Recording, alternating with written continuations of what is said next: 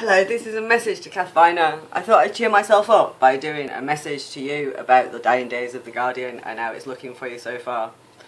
So in 2010, you revealed that you thought that your class was going to undermine the rule of law around safeguarding and equality frameworks by facilitating austerity and unleashing abuse on anybody who tried to discuss political consensus on local authority and welfare reform. And your columnists like Owen Jones and Zoe Williams, you reproduced your class identity while people begged you not to, while the death toll rose. And I don't know whether you know, Kath, but The Guardian have just helped facilitate possibly in excess of 100,000 deaths.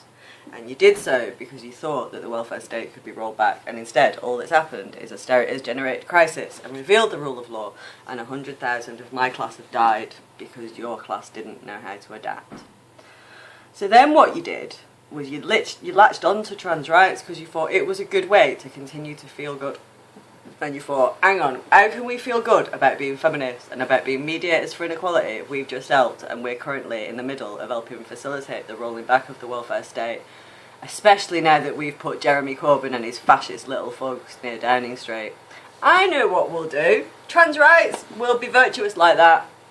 And you discovered a mode of feminism where women could be punched, where Helen Pearce could say that an attempted murder on two people was a fair warning for transphobia. You reported a paedophile, Gary Dean, a prolific paedophile who'd broken into many, many houses like he was Nelson fucking Mandela on a fucking hunger strike.